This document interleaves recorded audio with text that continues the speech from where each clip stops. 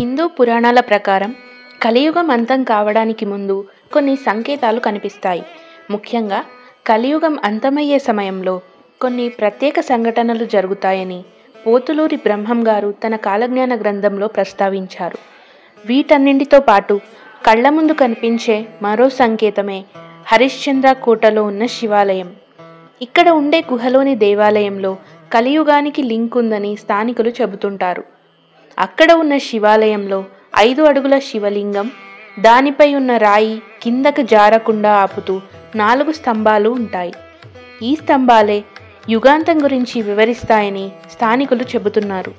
ఎందుకంటే ఈ గుడిలో ఉన్న 4 స్తంభాలు సత్యయుగం, త్రేతాయుగం, ద్వాపరయుగం, కలియుగానికి ప్రతీకలుగా భావిస్తారు.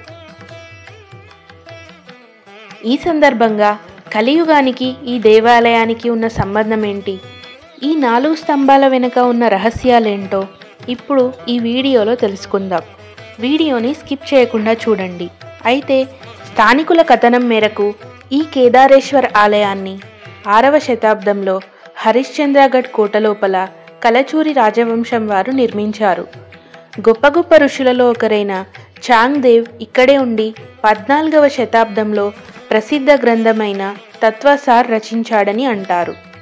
ఈ ఆలయానికి సమీపంలో 3 గుహలు ఉన్నాయి. అందులో ఒక గుహలో 5 అడుగుల శివలింగం ఉంటుంది. కేదారేశ్వర ఆలయంలోని 4 స్తంభాలు కేవలం నిర్మాణ అంశాలు మాత్రమే కాకుండా హిందూ పురాణాలలో ప్రతీకాత్మకత కలిగి ఉంటాయని ఒక సిద్ధాంతం చెబుతోంది.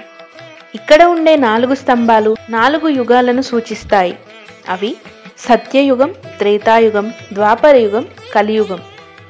ప్రస్తుతం ఈ లింగం 1 స్తంభం మాత్రమే నిలబడి ఉండగా మరో 3 స్తంభాలు పడిపోయాయి. ఆఖరి స్తంభం కూడా విరిగిపోతే కలియుగం అంతం అయిపోతుందని చాలామంది నమ్ముతారు. కేదారేశ్వర్ గుహలో ఉండే దేవాలయం కేవలం మతపరమైన ప్రదేశం మాత్రమే కాదు, సహజంగా ఏర్పడిన గుహలో ఉంటుంది. ఈ గుహ లోపలికి వెళ్లేందుకు ప్రవేశ ద్వారం చాలా చిన్నగా ఉంటుంది. అయితే గుహ లోపలికి వెళ్ళాక అందమైన శివలింగాన్ని చూడొచ్చు. ఇక్కడి లింగం స్వయంభూగా వెలిసిందని చాలామంది నమ్ముతారు. అంతేకాదు ఈ ఆలయంలో మరో విశేషం ఏమిటంటే శివలింగం పైకి జలపాతం అందంగా దూకుతూ ఉంటుంది. ఈ నీరు ఎక్కడా ఆగకుండా ప్రవహిస్తుందని స్థానికులు చెబుతున్నారు.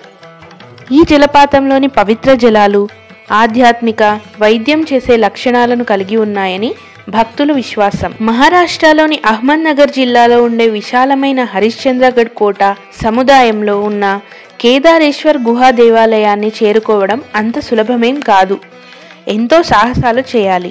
ఈ దివ్యమైన ప్రదేశాన్ని చూడాలంటే పశ్చిమ కనుమలలోని కఠినమైన భూభాగాలను దాటుకుంటూ పచ్చని అడవుల మధ్య ప్రయాణం చేయాల్సి ఉంటుంది.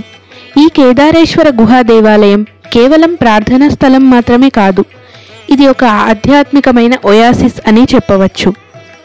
ఈ గుహలోపల ఉన్న ప్రశాంత వాతావరణం, దాని చుట్టూ ఉన్న సహజ సౌందర్య, ప్రశాంతత, అంతర్గత శాంతి కోరుకునేవారు, ధ్యానం చేయాలనుకునేవారు ఈ ఆలయానికి వస్తే వారికి ఇది తగిన చోటుగా చెప్పవచ్చు.